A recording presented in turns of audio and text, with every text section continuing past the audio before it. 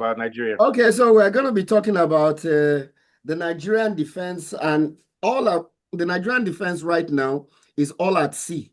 And the coach is even complaining that the Trust Ekong-led defense is not inspiring confidence in any way. And when I saw that statement, I feel he's responsible for changing that.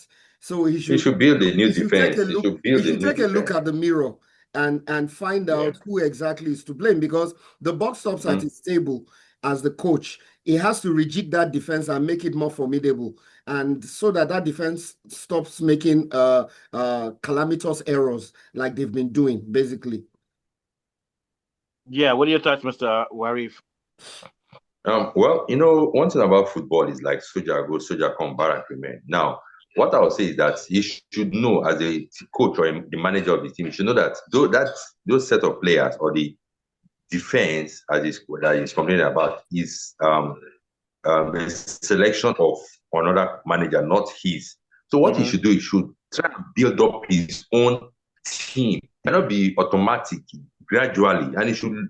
I don't know if he has scouts that can scout for defenders for him. So if you're complaining, that means you're telling the press or you're telling the NFF that you're weak. Even if you find out any issue, you have to try and repair it. You have to try and fix it by inviting new players, going abroad, different parts of the leagues in the world, watch the defenders, watch these players, and invite them maybe during during friendly matches. He should know what he wants, not just complaining about the defense or whatever. He should study the game. If he's not ready to change the players, he should try and fix it. Maybe change their tactics or the formation and see how we can get good result from it than complaining that the defenders are worn out or they are old. Yeah, and I know because they have their starting four. Who's the other guy? The one who's the main guy that was injured that's just coming back. Is it Olaino? No, not Olaino. The other one, the one that's light Calvin skinned. Bassey. Is it Chris Calvin Bassey? Ekong. Bassi. Calvin Bassey. Ekong too. Yeah, Ekong was was the injured, right? light-skinned one. Ekong was injured, right? Yeah. Yeah, he's the light-skinned one. Yeah, so they have those guys. He's been injured, but they have a lot of young guys that they'll let them come in one time and then they won't bring them back. And they say, oh, they didn't play when they had their one chance. You can't just gel with the defense one time. You understand what I'm saying? Yeah. They brought in a lot of young guys that did one game. Who are some of the guys that did one appearance and then they didn't bring them back? So the thing is that the four main defenders for Nigeria, Ekong, Bassi, and who are the other two? Olaino and Ajayi. Ajayi. Those guys know each other. So if you bring in a new guy, he's not going to gel in. But the idea is they need to try some combination of those guys together. But I think that it's too late for them to try to build a new defense. They have to go with what they have now. But after this, let them qualify for the World Cup or the Nations Cup. Yeah, and if they don't qualify, so be it. Because it's too late to bring in new defenders and everything. He should know his team by now. He should know his starting 11 by now. What are your thoughts, Afolabi? Yeah, if you bring in a new coach in the middle of a World Cup campaign. No, not coach, but new defender. Yeah. What I'm saying is that this guy was brought in bringing in a new coach in the middle of a campaign where we're almost certain to lose out qualifying. If I was him, I would stick with the players I inherited and continue to see how I can make them more cohesive. There are a lot of young players, young and promising players, but to begin to chop and change now is going to affect the chemistry of the team. And if you look at Ekong, like Mustafa said, Ajayi and Bassi, they are used to playing together. Even if there are errors between them, trying to infuse young players with these guys now is just going to make everything very, very, chaotic. Starting from scratch. Yeah, starting from scratch. So if I were the coach, I would just, tweak a number of, just few things to make them more cohesive and then see how you can navigate qualification, which looks very dire, but it's still possible. Now, if it happens that Nigeria does not qualify, then you have to begin to look at the younger players that can then, replace the defenders. And another important point is, it's not just the defense, but the defensive midfield area that's supposed to be shielding the defense. We don't have, who is the next Wilfred Ndidi? We don't know who the next Wilfred Ndidi is. They're not scouting the next central defensive midfielder. So the midfield area that is has been tasked with defending and shielding the defense too is very, very key. So if we end up not qualifying for the World Cup, the coach's responsibility is to begin to look at new players that can replace the existing ones. But for now, he can stick with the ones that are used to themselves to continue the World Cup campaign. Yeah, I agree. And also, there's a bigger issue. It's not like these guys, I know they made some mistakes against Zimbabwe and this and that, but what do you expect when you don't have any midfield scheme? There's no midfield. It puts the defenders under pressure. So that's the real problem with Nigeria. Is not the attack. It's not even the defense. No engine, no control of ball, no identity in midfield. That's the biggest problem as far as I'm concerned. Because we have rugged defenders, but it doesn't matter if you don't have a midfield, you have no spine. It doesn't matter what your defenders are like because they're just going to be dealing with 1v1 situations, and they know that the ball is coming to them with pressure, and there's nobody holding the ball in the midfield. They need a CDM. They need a properly defined CDM and a properly defined midfield play. I think that's the big problem. What do you think of Falabi? Yeah. Yes, I agree with you. And like I rightly mentioned, in the good old days, you could see the likes of Mutiu Adepoju, Thompson, Oliha.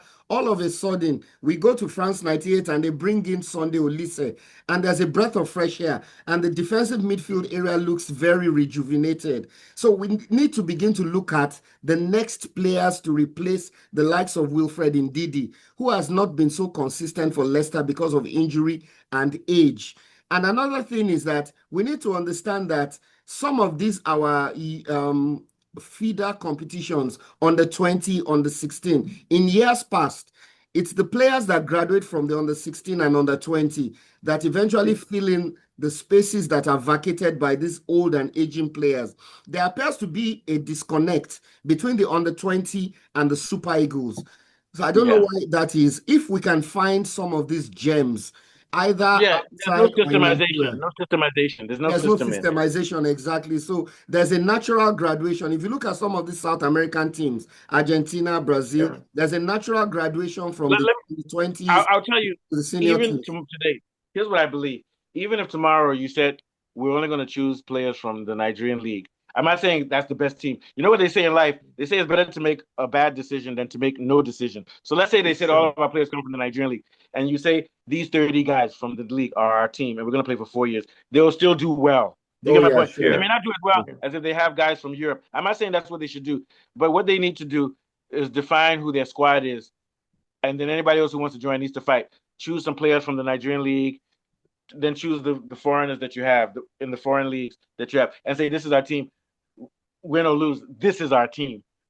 Once those guys gel, Nigeria's a big country. Even if you can find 22 people from the Nigerian league who will still do well, so long as they have the proper resources and training. So then, in other words, I'm saying that Nigeria, whether it's the coach or the NFF, they need to become more decisive and more defined. Say this is our team. Also, whether you have the right system or the wrong system, they need to define their system. Because, like I said, it's better to make a bad decision than to not make any decision. Yeah. Because if you make a bad decision, you may still get results, but they're not as good as if you had made a better decision. Of course. Of course. Unless the decision is to smoke Igbo before the game. What are your last thoughts, Mr. Warif? Yep. Well, like what Mr. Afolabi said, right now he shouldn't start maybe trying to disband the team, bringing new players, because already these guys are used to themselves, and the World Cup qualifier is still on. And I think if you should keep them together, they can still do better. All you have to do is to study the what's it called? To try and study the game, know the little errors that they've been making, and try and correct it. Then in the future, you can maybe we should watch more of Nigerian league, and also try and watch foreign players abroad. See how you can bring them in. Let's not just be automatic, but gradually you can now bring them in. I think with that you can do better. Yeah, good. All right, thank you very much. Last thoughts of Falabi before we head out. Yeah, I think in the future, if we're hiring a coach, we should first of all decide what kind of football we want to play. Are we playing high press, attacking, defensive? It's your football philosophy that determines the kind of coach you hire. And then the coach begins to scout players that will fit that system. Nigeria seems to be doing it the other way around. Hire the coach first and see how he can, what he can make with our players. So I think we should first of all determine. In the days of Clemens Westerhoff, we knew how we wanted to play. We wanted to play a Dutch-based possession style football with wingers and stuff. And Westerhoff got players to fit into that system. 4-4-2. 4-4-2. Yeah. So basically, we should determine as a nation what kind of football do we want to play. And when we decide that, then we get a coach to play that kind of football, and then he'll begin to scout players to fit into the system. Basically, those are my last words. Yeah, and we want to beg the NFF. We're going to send some videos. I'm not joking to them and let them hire us as consultants. I'm serious. We don't know much about football, but we can just give them that advice you gave them. That's the only advice they need. I'm serious. I'm not joking. Yeah, it's been another brilliant football show. We've been discussing Themba Zwane of South Africa, as well as our own dear Super Eagles and how their defense is all at sea. And from Mustafa, Warif, and myself, we'll be back again sometime next week. All right, thank you guys. Very nice one. Thank you.